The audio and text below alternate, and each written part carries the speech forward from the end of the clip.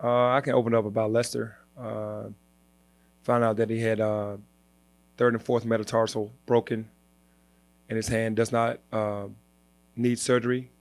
Estimated days being out are 21 days, 3 weeks. So we'll see how that goes. Hopefully that goes as planned and doesn't need any more time. But he broke two bones in his right hand. It was kind of a two-man game where he and Precious, the guy, came to screen him, and I think his hand got caught in his jersey, and definitely a tough angle. Him not seeing the screen, and then the way he turned into it, I knew he was hurt pretty badly when he walked off the court and didn't do anything with his hand. Lester's a pretty tough kid, so with seeing him in that much pain, and then he didn't come back, I knew it wasn't good for us. They're going to the doctor today. I'm sure they'll put some type of protection on it to try to help it heal. Sure.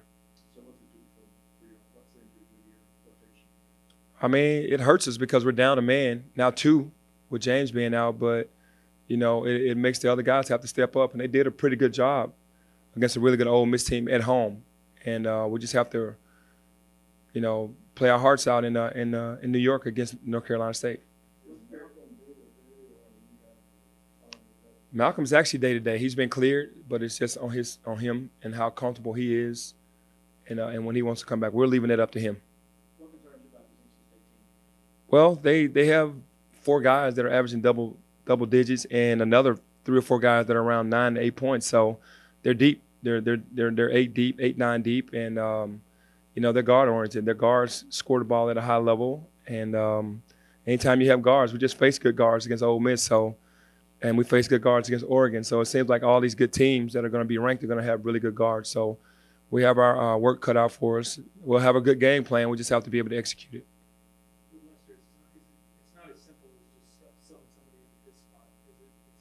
No, it really isn't. But he does a lot of things for our team and adds to like the toughness of what we like to bring to the table every night. And it's not easy to replace those moments that he brings out on the court on the offensive end and the defensive end, even though he hasn't been shooting the ball well.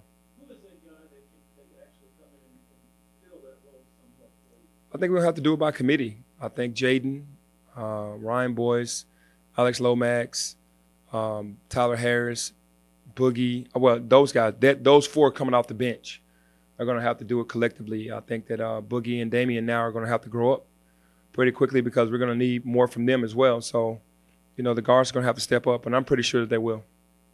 Anything from the film from the Warriors game that you saw looking back at it that surprised you or encouraged you? Well, nothing surprised me. The encouraging part is that we prepared for that zone and for that pressure, and we did really well.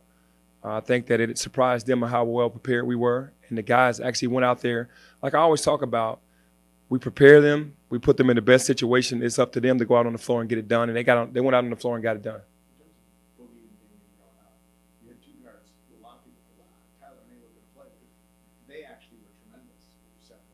Yeah, they were definitely tremendous. I would never count out the hometown kids. And that's no knock on anybody, but they understand the rivalry of Ole Miss Memphis. They have pride. They've been in the battle, their entire lives from AAU all the way up. So, they're not the typical 5-star guards that you hear around the country, like the Cole Anthonys and of that nature, but they can compete with anybody in the country, for sure. I think it's just his confidence, and just like all the other freshmen, it's going to be ups and downs. He's a hard worker, though, so I'm sure he'll work himself back to where he needs to.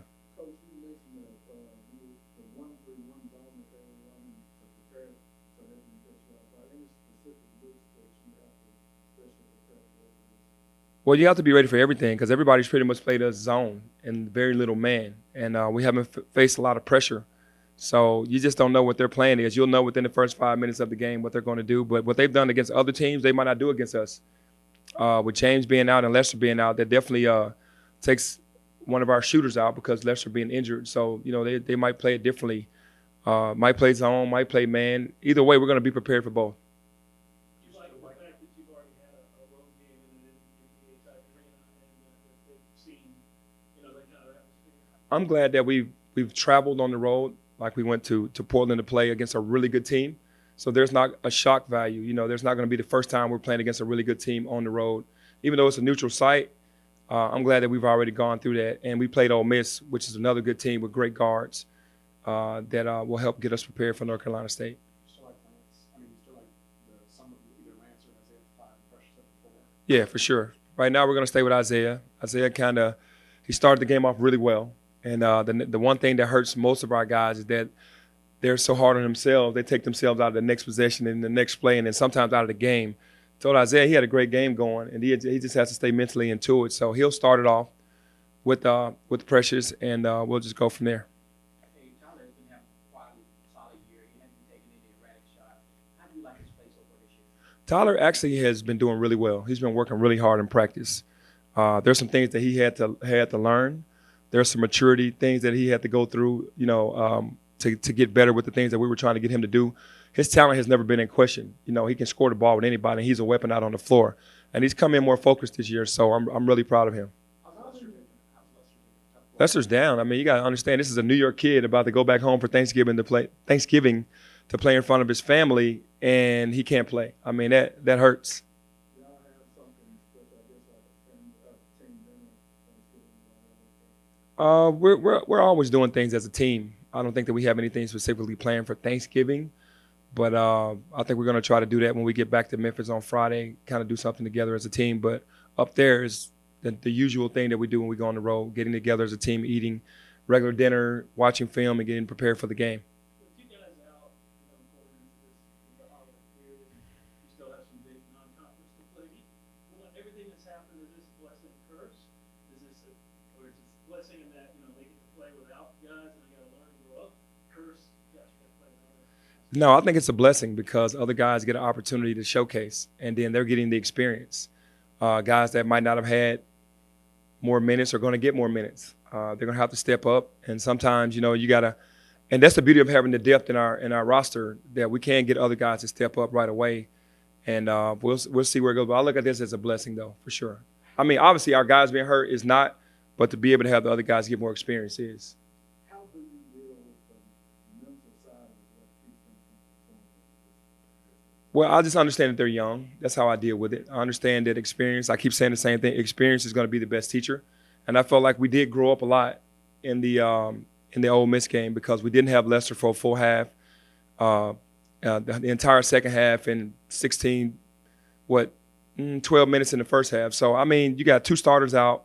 The bench came in and played phenomenal. DJ Jeffries, Alex Lomax, and Tyler Harris came in off the bench and just blew it away. And Precious was unbelievable. His best game of the year thus far. So, but DJ, Tyler, and Alo, they understand the magnitude of what's going on. So I'm sure they'll continue to be successful. When you go back, you'll be going back to New York as a coach, and I think until the end of your career, you went to Knicks. You'll probably get a good reception. The kids are going to see that. How do they react to seeing their coach get all the love and what you get when you go? You know what? I'm not sure because I've never asked. It's just always it's always great going back to the NBA cities and also playing in the NBA arenas and being in those cities. So the fans were appreciative of my game, and I appreciate that. But I don't know how the players actually deal with it when they see the reception that I get. Did you talk to DJ about the time? Did you talk to DJ about the time? No, I didn't. I didn't talk to him about it. I understand that he was very emotional. Ole Miss was recruiting him really hard. He's from Mississippi, and he knows a lot of those guys. So I just let him be. He was having such a wonderful game. There's no way I get mad at him behind it. The ref tell the ref that DJ didn't deserve it. Still committed to having him come off the bench? I'm not sure. I think that's a little risky right now with Lester being out. Obviously, I like him coming off with the Memphis that Memphis crew that he's very comfortable with. That just kind of like puts him at ease when he comes in with guys that knows his game and that can get him going. And we start running plays for him right away. But hey, he is a starter in our minds, so it wouldn't be a problem to put him back in there. Boogie's actually been struggling a little bit. And like I said, it's not going to last for long because he works so hard, and we know that he has it in him, for sure. That's a first. Chris, you mentioned wanting to see these guys grow up a little bit, and you also mentioned rivalry games. How do you want to see your guys grow in between now and December 14th? Yeah, we're not even looking at that game right now, but obviously you want the team to grow weekly, just learning learning from their mistakes and the good things that they do, continue to do those things. There's certain things that you got to do on this level that these kids have never done their entire life. You got to be prepared every possession. You have to be you're going to be held accountable every possession. You got to work your heart out every single second that you're on the floor. And any little time that you take off, that's when the other team advances. So a lot of these kids aren't used to playing to that height or to that magnitude every second that they're out on the floor. So we're learning. So every week we're just trying to get better for sure. And getting better every week, is everything like on target of what you expect as the season goes on? Yeah, for sure. Because at the beginning of the season, when we played South Carolina State, we're way different than we were then right now. So that's all a blessing for sure. Final thing, when looking at the atmosphere of the game Saturday and with the regional rival like over, your relationship with Kermit and how you would like to see that one continue going forward and maybe get a couple of other ones? Yeah. Coach Davis is, he's a true gentleman. He understands what this rivalry means. He took that job because he wanted to be in the SEC, but he also understands that playing Memphis is big for the area, and we'll keep that going as long as he wants to keep it going. And I think he feels the same about me, and I just feel like it's healthy because it needs to happen for sure. So I'm excited about keeping that going. Thank you. Thank you.